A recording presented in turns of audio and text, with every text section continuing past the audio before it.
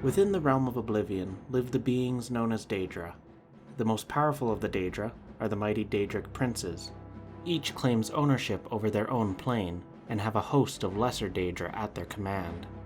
There are 17 princes known to mortals, each of them with their own personalities and temperaments, goals and cults, and spheres over which they govern.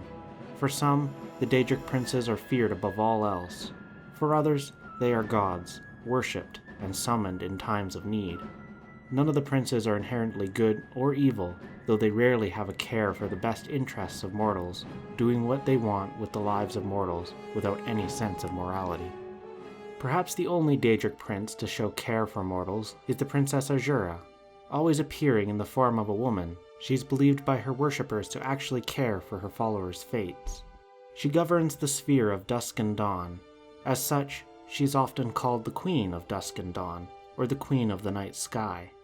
Other cultures of Tamriel associate her with egotism, and see her not as a benevolent force, but a manipulative one, toying with her followers and allied with the Daedric prince Molag Bal, a prince that has no love for mortals. The Dunmer and the Khajiit, in particular, view Azura as a force for good, including her as a deity in their pantheons. This likely comes from their legends involving Azura's guiding hand in their history. For the Dunmer, it was Azura that separated them from the Altmer, the High Elves, teaching them to be different from their condescending cousins.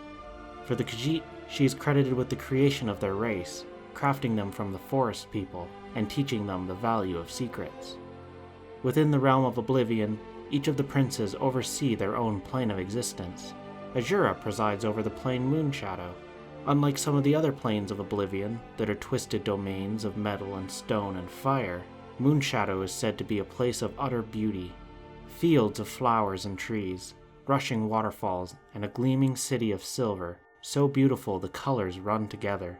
The wind smells of perfume, winged twilights roam the land, and at the center of it all sits Azura in her rose palace. The few mortals who have traveled to her plane have found Azura welcoming, and the beauty of her land hard to leave. Like most of the Daedric princes, Azura meddles often in the events of Tamriel.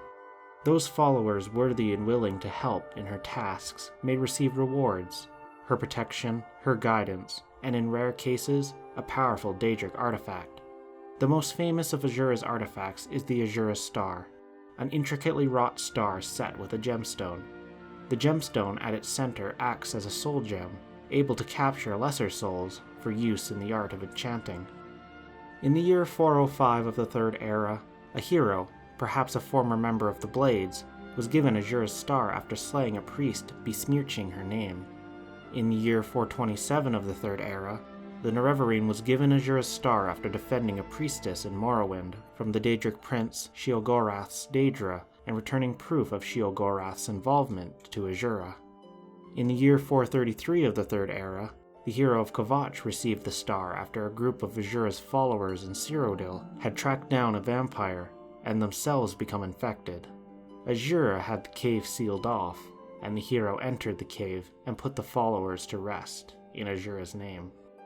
In the year 201 of the Fourth Era, the Dragonborn is sent by Aranea Eonith, the last remaining priestess of Azura in Skyrim, to locate Azura's star following visions given to her by the Daedric prince.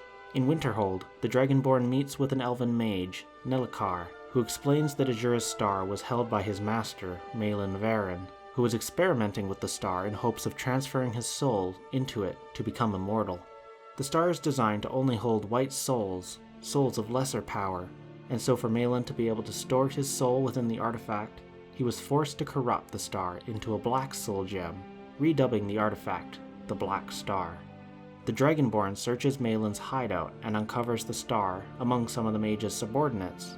The Dragonborn then faces a choice: return the star to Aranea and have it cleansed by Azura, or to Nillicar and allow the star to remain the Black Star until it rids itself of its corruption through the centuries to follow.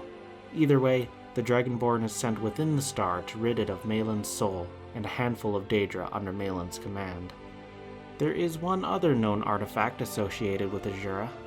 Forged by a Dwemer sorcerer priest and blessed by Azura, the Moon and Star is a ring best known for its ownership by the Chimer hero Nerevar.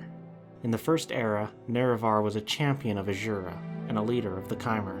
After a long war with the Dwemer over their plan to use the tools of Kagrenac to tap into the power of the Heart of Lorkhan, Nerevar came into possession of the tools and told his 3 advisors, Vivek, Sothasil, and Almalexia, that though these tools should be studied, they should never be used. His advisors betrayed Nerevar's trust. They used the tools to become gods and set themselves up as the Tribunal.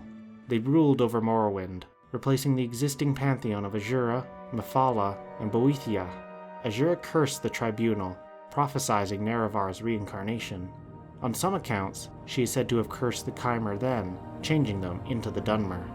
Her word would eventually prove true. In the year 427 of the Third Era, the Nerevarine arrived in Morrowind, sent by the Emperor during the Blight. The Nerevarine thwarted the Tribunal, and the original gods, Azura included, were restored as the pantheon of the Dunmer. Of all the Daedric princes, Azura may be the most benevolent, yet she remains a Daedra, unknowable to mortals, her wills and whims not always aligning with the well-being of others. As such, there will always be those who revere the Queen of Dusk and Dawn as a god, and those who fear the mere mention of the name Azura.